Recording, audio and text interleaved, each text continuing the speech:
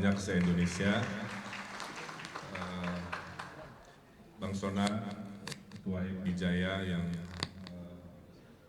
visioner, yang insya Allah 5 tahun ke depan bisnis-bisnis di Jakarta akan semakin banyak untuk anak-anak muda.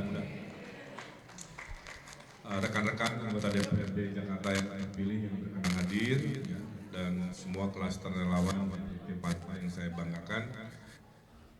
Terima kasih atas dukungannya. Ya. Pada dasarnya semua yang hari di sini punya satu persamaan, yaitu mencintai Indonesia. Betul? Kita ingin Indonesia ini lebih baik, ya, lebih adil, lebih sejahtera. Sila kelima semua merasakan, ya, bahwa ini adalah rumah kita semua. Kita punya mimpi yang sering disebut tahun emas, yaitu 2045. Itu angka yang kebetulan mudah, ya. 2045 itu 100 tahun Indonesia merdeka. Nah, 100 tahun Indonesia merdeka itu katanya kita bisa menjadi negara adidaya. Jadi 1945 kita proklamasi negara merdeka, 2045 kita proklamasi negara adidaya. Insya Allah. Siapa yang akan hidup di 21 tahun mendatang, ya, golongan tim Fanta ini, ya, karena saya udah lansia. Nah, yang golongan tim Fanta ini yang nanti mengelola Republik kita. Syaratnya ada 3. Ya. 1, demokrasi harus damai. Jadi demokrasi nggak boleh bertengkar, berdarah-darah dan lain sebagainya. Perbedaan itu rahmat, betul? Ya, kita kan pasti penting. Ada laki-laki, ada perempuan, kan gitu ya. Ada yang rambutnya gondrong, ada yang kurang gondrong, kayak gitu. Ada yang macam-macam. Ini ada yang sama. Jadi perbedaan itu jangan dibesar-besar. Okay. Nah, saya mencintai Indonesia melalui banyak hal, dengan ilmu. Dulu pernah jadi dosen, kan. Kemudian dengan pertimbangan membangun komunitas. Bang Uya, terima kasih sudah datang. Oh, Mbak Asri juga hadir, alhamdulillah. Bang Uya ini rambutnya menyesuaikan batiknya, ya. Color coding, biar matching. Jadi saya titip dalam kampanye kita, karena semangat demokrasi kita harus riang gembira damai, ya. Kita nanti kampanyenya itu memberikan solusi, biarkan warga memilih, ya. Pasangan kami banyak memberikan solusi, bukan dengan menjelek-jelekan. Saya titip, ya. Saya titip pasangan kita yang sekarang resminya Ridho, ya, Suswono, bukan Rawon, ya. Juga sama singkatannya. Sebenarnya dulu ada namanya Soto Rawon, Solusi Top Ridwan Suswono tadi yang begitu, cuma terlalu kuliner. Ya. Kita pilih Ridho yang artinya memohon Allah meridhoi kami, niat baik, kontestasi baik, nanti kerja-kerja baik juga, amin. Nah, jadi satu pesan saya, karena ini adalah pilihan negara kita berdemokrasi, di mana demokrasi adu gagasan. Makin banyak sebenarnya makin bagus. Saya tuh sebenarnya lebih senang makin banyak makin bagus. Dulu waktu saya Pilwalkot 8 pasang, waktu Pilgub Jabar 4 pasang, sekarang insya Allah 3 pasang. Nah, syarat kedua, ekonomi kita harus minimal 5%. Nah, pusat ekonomi kita tetap Jakarta. Ya, saya ini kurator di IKN. Untuk menjadi kota Nusantara di Kalimantan itu butuh 20-30 tahun. Jadi Jakarta tetap tidak akan tergantikan, ya, sebagai pusat segalanya.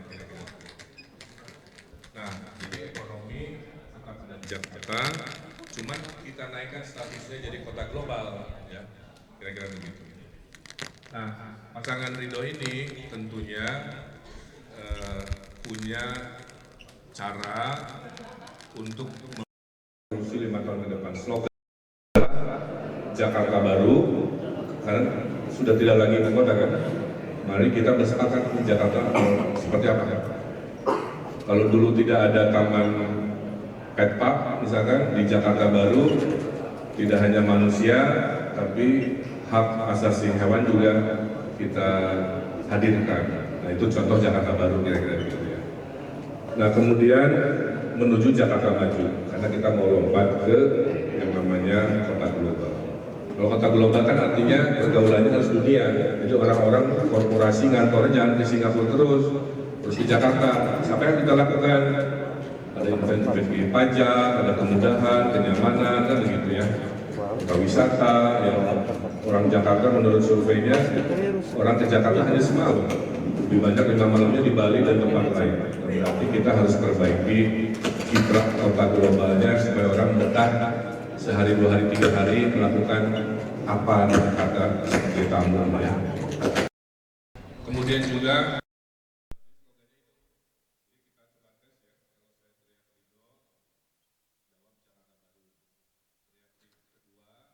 Jakarta Maju.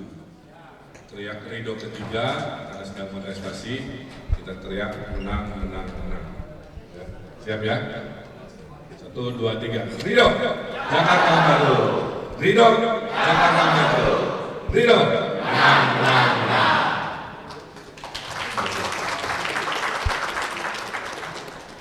Kita sudah melakukan kontestasi selama tahun 2024 ya, dan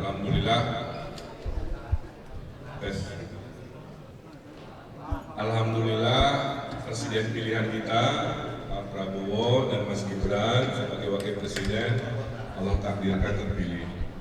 Nah, jadi salah satu alasan saya ke Jakarta karena memang diminta oleh beliau untuk mengurusi Jakarta. Terus terang kalau mau zona nyaman saya itu di Jawa Barat, karena saya sudah jadi gubernur di sana, betul? Approval rating 90%, yang mau gubernur lagi 70%. Jadi kalau mau agak relax dari sana. Tapi Pak Prabowo meminta tolong urus Jakarta. Dan karena Partai Golkar satu koalisi, ya udah, saya bilang siap ditugaskan ke Jakarta. Dengan dinamikanya sampai hari ini kan rame ya. Ya itulah namanya politik kan. Tapi saya kan sudah jadi kader partai. Kalau sudah jadi kader partai, negosiasi kita dilakukan oleh pimpinan kita. Ya, kalau kita independen, negosiasinya oleh sendiri. Maka saya bismillah kira-kira begitu. Nah, tentu tadi sudah disampaikan, coba ditampilkan ya. Problemnya persis sama. Yang kami amati khusus untuk anak muda itu adalah kepemilikan rumah. Berujung pada nomor 3. Jadi menurut saya ya, salah satu problem di Jakarta itu adalah jarak rumah ke tempat kerja terlalu jauh. Jadi itu aja. Karena terlalu jauh terjadi commuting yang membuat orang akhirnya stres, yang membuat penghasilan warga Jakarta 30% habis buat transportasi. Okay. Yang membuat polusi menjadi kota ketiga polusi terburuk di dunia. Betul? Nah, jadi salah satu gagasan dan arahan Pak Prabowo adalah Jakarta tolong membuat perumahan di tengah kota, tapi kan lahannya habis. Maka nanti kita coba upayakan membangun di atas pasar-pasar di Jakarta, membangun di atas stasiun, di atas Manggarai, di atas Dukuh Atas, di atas Tanah Abang, di atas Juanda, dan lain sebagainya. Ya. Lahan-lahan pemerintah yang ditinggal ke Nusantara, Pak Prabowo juga menyampaikan kalau bisa untuk perumahan rakyat. Secinta itu, coba tepuk tangan untuk Pak Prabowo. Kepada yang nomor 1, beliau ingin jadi presiden yang peduli dengan perumahan rakyat dan khusus Jakarta tentu vertikal ya. Termasuk gagasan membangun di atas jalan, di New York itu sudah biasa ya, dan lain sebagainya. Nah, jadi itu akan jadi prioritas menyelesaikan itu. Tadi saya contoh ke Kompas ya, wawancara. Saya tanya 2 orang, Mbak tinggal di mana? Saya kerja di Kompas, tinggalnya di Andara. Okay. Sebulan habis transportasi berapa? Sekitar 2 juta, berarti setahun dia hilang 24 juta. Yang satunya saya tanya, Mbak tinggal di mana? Oh, saya tinggal di apartemen sebelah. Mbak keluar transportasi? Enggak, saya jalan kaki. Berarti penghasilannya penuh, dia lebih happy, nggak ada waktu sejam ulang alik pagi malam kan. Nah, harapan-harapan itu yang kita akan perjuangkan ya, supaya anak-anak muda yang penghasilannya masih pemula bisa tinggal di tengah kota dengan keterjangkauan. Nah, ujungnya saya tahu kota bikin stres, maka kita menginginkan ada solusi juga. Salah satunya ada apps curhat nanti disiapkan. Ya. Sudah saya praktekkan, itu efektif sekali. Nah, selain apps curhat, supaya curhatnya nggak di IG story terus lah ya. Ada orang yang berilmu bisa jadi teman curhat dan memberi solusi. Dan nanti ada mobil curhat juga, bentuknya mobil warnanya pink, keliling-keliling. Mungkin nanti kalau ya di dalamnya ada konselor, ada psikolog, jadi bisa konsultasi di mana-mana. Menunjukkan negara hadir, infrastruktur besar disiapkan, hal-hal kebahagiaan kecil, mental health, Gen Z juga kita siapkan. Terus saya melihat yang rindang di Jakarta itu kebanyakan hanya di Jakarta Selatan, betul? Di utara barat agak gersang, maka kita setahun pertama kalau terpilih, mungkin dibantu tim Fanta juga, kita 3 kali lipatkan jumlah pohon di Jakarta. Ya. Supaya semua serindang Jakarta Selatan, tapi dipilih pohonnya yang menyerap polusi, kan ada speknya gitu ya, jenis-jenis pohon. Jadi kombinasi perumahan mendekat, ya bahasa kerennya urban densification gitu, kombinasi pohonnya 3 kali lipat, ya, termasuk gagasan work from anywhere, itu kalau bisa sebagian dipermanenkan, ya supaya. Kemudian pusat-pusat pertumbuhan kita dorong, kayak di STB Simatupang tuh udah keren. Jadi orang Jakarta Selatan tinggalnya di selatan, kerjanya di Simatupang, nggak usah semua ke Sudirman Tamrin. Orang yang di utara bisa kerja di SCBD-nya PIK misalkan, nggak usah dia juga ke tengah. Ya, orang yang di Kelapa Gading dia tinggal di sana, kerja di sana, tidak usah crossing ke tengah. Nah, ini solusi-solusi menyelesaikan masalah polusi. Jadi sudah ada konsep-konsepnya. Transportasi kita extend nanti ke Bekasi, ada orang Bekasi ini ya. Transjakarta coba kita extend ke Bogor, jadi langsung ke ujung-ujung dengan kerjasama. Termasuk karir. Jadi kita dengan kota global ingin memperbanyak pekerjaan karena pengangguran banyak. Salah satunya adalah menyiapkan diri kota global buat orang-orang yang terpilih, tapi rumah-rumah kita dorong untuk entrepreneur juga. Misalkan mak-mak masaknya dilebihin, lebihnya dipromosikan, bisa dibeli Gubernur Jakarta lewat apps. Jadi dia diam di rumah tapi ngasihin uang. Ya, jadi kesejahteraan itu kita lakukan. Terakhir dari saya, salah satu gagasan adalah desentralisasi. Jadi konsep kami itu nanti namanya DKI, desentralisasi, kolaborasi, inovasi. Itu aja. Contoh nanti RW, seperti saya dulu wali kota dikasih anggaran Pak Arief, sehingga RW bisa ngerjain sesuatu buat beresin perintilan-perintilan di ujung tanpa usah dikit-dikit ke gubernurnya di balai kota. Jadi dalam 5 tahun dengan anggaran RW itu dia bisa membereskan, sehingga dari skala besar di tengah kota sampai kampung-kampung kumuh akan disentuh. Itulah yang namanya Jakarta Baru kira-kira ya, berkeadilan, merata, ya semua hak asasi kita bahagiakan, dan juga program-program menyelesaikan yang fundamental, banjir, transportasi dan lain-lain kita. Mungkin itu ya kira-kira, karena tadi Mas Arief, Bang Arief menyampaikan top 5 problem, saya coba jawab dengan gagasan-gagasan. Nah, saya tutup. Karena dari palang pintu aja udah berpantun.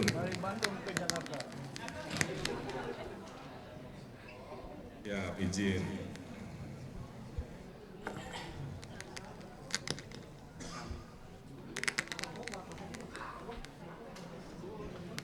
Oh, ternyata udah kehapus.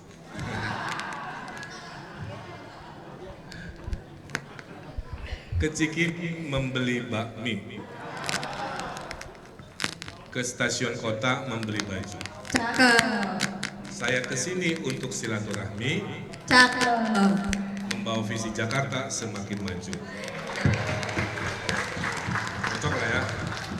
kira-kira apa yang menjadi kekesalan lah ya, yang mudah-mudahan bisa kita bereskan dalam 5 tahun. Saya kira itu, terima kasih, saya kembalikan ke MC. Billahi taufiq wal hidayah, wassalamualaikum warahmatullahi wabarakatuh. Perekonomian nasional, kota bisnis, kota global. Yang sebenarnya sebelum ada UU DKJ pun sebenarnya Jakarta ini udah menjadi kota bisnis. Nggak ada kota yang... Selamat datang di Jakarta. Ini proses dengan analisa data dan sebagainya. Satu hal saya yang membedakan mungkin ya, saya sudah melakukan apa yang saya sampaikan. 5 tahun di Bandung, mirip-mirip, orang kota itu urban citizen itu mirip-mirip. Cuma ada perbedaan karakternya sedikit saja. Ada yang ngomongnya slow, ada yang cepat, tapi sama, stresnya sama, kebutuhan kerjanya sama, pengen public space sama dan lain sebagainya kan. Nah, kemudian saya menjadi gubernur 50 juta orang, diuji oleh COVID menyelamatin nyawa 50 juta orang. Alhamdulillah selamat ya. Dan kita gunakan digital management. Kami dapat penghargaan dari PBB, salah satu provinsi terbaik dalam mengelola COVID di Asia Pasifik. Saya membawa itu, ya. Dan cara saya ngambil, karena pemimpin itu definisinya pengambil keputusan, decision maker. Okay? Ada pemimpin buat diri sendiri, kadang-kadang nggak lulus memimpin diri sendiri. Betul? Jam 12 malam ada lampu merah, harusnya berhenti tapi nggak ada orang, akhirnya dia terabas, dan dia gagal memimpin diri sendiri.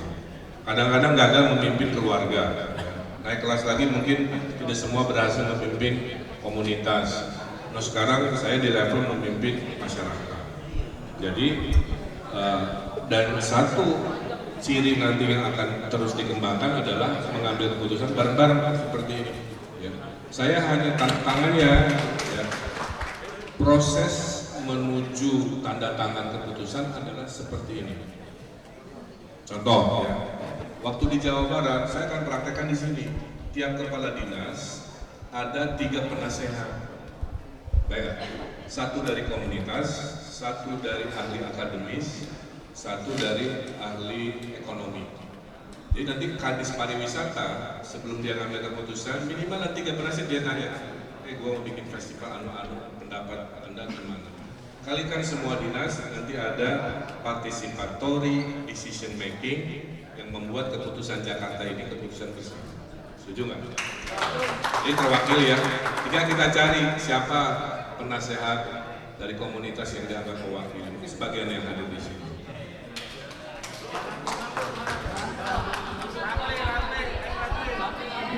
Nah, itu prosesnya. Ya. Nanti kalau sudah saya tanda tangan keputusan, saya istiqomah terhadap semua keputusan. Nah, Jakarta dan Nusantara itu mirip seperti New York dulu, tiba-tiba ada Washington DC. Washington DC berkembang menjadi kota politik, ibu kota wisata juga. New York itu tetap berkembang di yang sifatnya non politis, ya, seperti New York kita sekarang. Kalau kita bicara New York ya kita lihat ya, entertainment, bisnis keuangan, ini gitu ya, ekonomi baru, carbon trading, energi terbarukan, itu hal-hal baru, bisnis digital, startup, gimana caranya nyaman di sini. Hasil survei sebuah buku ya, namanya Creative Class, oke? Karena saya dulu dosen. Generasi anak-anak sekarang, sekalipun dengan bapaknya itu beda. Kalau bapaknya itu milih dulu perusahaan, saya kerja di Exxon, ya udah, saya pilih Exxon dulu. Exxon membawa dia ke Papua, udah ikut aja. Kalau anaknya enggak, dia pilih kotanya dulu, baru nyari pekerjaannya. Kalau kotanya gaul, kotanya nyaman, livable, lovable, seru, aman, baru dia nyari kerja apapun. Jadi orang tua kita mindsetnya udah beda kan. Jadi poinnya apa? Bisnis akan banyak hadir ketika kotanya diamankan, ketika kotanya dinyamankan, maka persepsi mau betah-betah berlama-lama menjadi hadir. Kota global itu maksudnya adalah standar kenyamanan, gitu ya, standar keamanan harus seperti kota-kota yang kita kagumi lah kira-kira. Bisnis terbesar menurut saya selama 5 tahun ke depan ada di sektor properti, karena arahan Bapak Presiden memperbanyak urban housing di tengah kota, banyak bangunan kosong seputaran Monas, banyak banyak bangunan kosong di Rasuna Said ditinggal ke Nusantara, perlu dipikirkan apa jadi hotel, didoakan punya tempat entertainment misalkan ya, atau apapun yang sifatnya bisnis perkotaan. Kedua, semua kota global pasti jadi kota wisata. Nggak ada yang nggak kota wisata. Kita ke Bangkok udah tahu lah kenapa senang ke Bangkok kan, ada kulinernya, ada lain-lain kan begitu. Ada kita ke Sydney, semua ada ya. Nah jadi visi Jakarta Baru itu menghadirkan pariwisata kota. Apa itu? Perbanyak festival salah satunya. Jadi bisnis besar nanti itu festival kelas Coldplay kita kali banyak, festival Taylor Swift, amin kalau dia bisa datang kita perbanyak, festival maraton, festival apa, sampai akhirnya di kota didatengin banyak orang karena selalu banyak festival salah satu. Dua, kota global biasanya F&B-nya itu banyak ya. F&B-nya itu segala ada, mau makanan Maroko sampai makanan Australia sampai makanan selalu ada, sehingga harus jadi destinasi kemudian kita. Yang ketiga, harus ada destinasi buatan, kan Jakarta nggak ada alami. Apa itu buatan? Las Vegas bikin namanya dome, ya.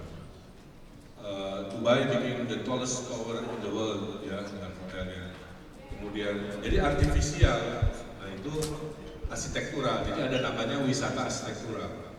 Kalau historis arsitektural itu piramid, kalau modern arsitektural itu ke Dubai lah ya.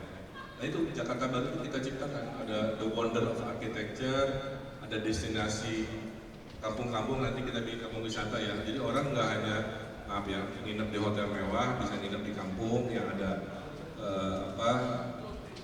homestay. Saya lakukan itu waktu gubernur, makanya yang saya omongin semua udah saya lakuin. Dia budget cuma 300.000, nginep dia di rumah, makan paginya nasi goreng, telur ceplok, sama gosip bareng si ibu punya rumah. 3 bulan datang lagi melamar anaknya, kan jadi ada menetes tuh si sila kelima itu ya. Nah, jadi itu visi kota global itu menurut saya gitu. Event internasional banyak, kenyamanan pariwisata kita upgrade, bikin architectural wonders macam-macam ya, sehingga orang penasaran dan akhirnya lapangan pekerjaan tinggi. Kira-kira gitu. Ya. Nah kemudian terkait energi terbarukan misalnya, itu kita sudah janji ke dunia Mbak, bahwa 2060 kita harus full energi terbarukan ya. Dimulai nanti, saya sudah lakukan, kembali lagi dulu waktu saya gubernur, saya wajibkan semua atap pabrik harus solar cell, kira-kira begitu, minimal itu dulu. Kemudian energi angin, nanti kan kita ada giant seawall ya, ngatasin banjir di utara. Giant seawall itu bentuknya kawasan ya, bukan bendungan. Jadi ada perumahan, ada sekolah, ada fasilitas ibadah, dan nanti di ujungnya bisa ada energi berbentuk angin ya, seperti di Swedia, di Denmark, pembangkit listrik tenaga anginnya itu di laut, ya, tidak di darat kira-kira begitu. Kemudian sekarang ada teknologi baru Mbak, si solar panel itu bentuknya kain, jadi itu gedung-gedung Sudirman Tamrin bisa dilapisi kain, tapi kainnya itu sebenarnya solar cell. Jangan membayangkan solar cell seperti yang kaku sekarang ya, yang bentuknya nanti bentuknya kayak kain baju, tinggal bisa ditempel di tiang di mana nanti kita bisa berbayar. Nah ini pelan-pelan OTW menuju net zero 2060. Ya. Kemudian masalah sosial, kuncinya satu data ya. Kita cari cara supaya jangan ada uang diberikan kepada yang tidak berhak. Nah, jadi One Data Policy itu akan jadi prioritas tahun pertama, membersihkan sampai betul-betul datanya akurat untuk urusan pendidikan, kesehatan dan lain-lain. Nah, salah satu juga saya mau bikin indeks kebahagiaan, happiness project. Happiness project itu Car Free Day kita sebar, tidak hanya di tengah kota. Ada Car Free Day di utara, Car Free Day di selatan, timur, barat, sehingga orang nggak usah crossing ke tengah lagi untuk sekadar happy dengan. Kemudian, atasi tawuran, saya pernah lakukan juga. Maaf ya, gagasan ini mereka sudah siapkan. Saya bikin Car Free Night, Bang Lia, di kecamatan-kecamatan, malam Senin. saat traffic turun, apa yang terjadi antar kampung jadi ngobrol di wilayah kelurahan kecamatan itu. Dia ngeband di sini, berikutnya performer dari kampung sebelah kan, jualan UMKM dari ibunya, ketemu dengan jualan UMKM dari ibu kampung sebelah, terjadilah percakapan, kehangatan, dan akhirnya harapannya ya terjadi sebuah silaturahmi yang membuat suasana menjadi lebih baik lah kira-kira. Lain-lain memang kalau saya dipanggil bang, saya tidak akan melarang kan gitu ya, karena itu pilihan. Tapi saya memang identiknya sudah Kang dari dulu, jadi mungkin Kang Emil, Pak Asus juga nggak ada masalah. Menjadi diri sendiri, saya datang ke sini ditugaskan untuk mengurusi Jakarta. Saya ikuti kontestasi tadi dengan cara gembira, baik, tidak saling menjelekkan kan, dan lain-lain. Nah, mungkin kurang lebih itu secara umum ya. Mohon doanya. Kita berharap 2024 segera beres kan, capek gitu kan ya, supaya Januari 2025 udah kerja aja 5 tahun kita bikin, waduh. Jadi ini mohon Infanta sisa semangatnya, mudah-mudahan the last fight gitu ya, the last fight supaya pasangan Ridho terpilih satu koalisi dengan Pak Prabowo kan kita. Jadi kalau dengan Pak Prabowo kan saya bisa WA-WA dengan mudah gitu. Kang ke sini, siap kan begitu. Jadi komunikasi baik. Kemarin aja waktu saya bilang diminta ke Jakarta, beliau bilangnya kan begitu. Kang nanti beresin kamu nanti saya tambahin dari APBN kan. Secair itu komunikasinya, nggak harus kirim surat, maaf ya, nunggu berminggu-minggu, bisa begitu. Sehingga yang diuntungkan kalau presiden dan gubernurnya satu koalisi kan, warga Jakarta, pembangunan lebih cepat, lebih banyak, lebih jauh, lebih besar. Terima kasih, saya kira itu. Sudah ketemu dengan Pak Menteri PUPR, air itu sebenarnya cukup, dari Jawa Barat juga ya, dari Jatiluhur. Cuman perpipaan, sambungan-sambungannya itu nanti kita tingkatkan supaya pelayanan air bersihnya bisa 100%. Tapi air bersihnya ada, kira-kira gitu. Nah, termasuk sampah, saya nanti idenya sudah saya praktekkan juga, bikin 3 pasukan, rompi hijau ngurusin pohon. Nanti kalau lihat suatu ada rompi hijau, pasti dia lagi potong-potong pohon, siram-siram. Ada rompi oranye buat bersih-bersih, zaman Pak Ahok saya hidupkan lagi kan, rompi oranye. Dan ada rompi merah. Kalau rompi merah itu untuk ketertiban. Buat di kampung-kampung kayak Siskam itu nanti rompinya merah. Nah, color codingnya kira-kira begitu sebagai menjaga rasa aman dan nyaman. Termasuk tadi urusan banjir, saya sudah kerja juga buat Jakarta. 2 bendungan di Bogor kan saya bantu bebasin lahan. Apa dampaknya? 30% air yang biasanya dilontar di Jakarta ditahan dulu di Bogor oleh 2 bendungan besar itu, sehingga pada saat airnya sudah ada aman baru dikelontorin. Nah, kita nanti siap memberi lahan-lahan lagi Mbak di selatan, di lahan Jawa Barat untuk menjadi parkir air. Jadi dengan konsep parkir air, normalisasi di Ciliwung 11 kilo lagi kita coba bereskan, di utara ditahan dengan giant seawall. Insya Allah rasa tenang aman hadir. Tinggal kita 5 tahun kerja bersama. Dan harus diprioritaskan tentunya pengusaha lokal, anak-anak muda seperti HIMI. Terima kasih ya Tunun.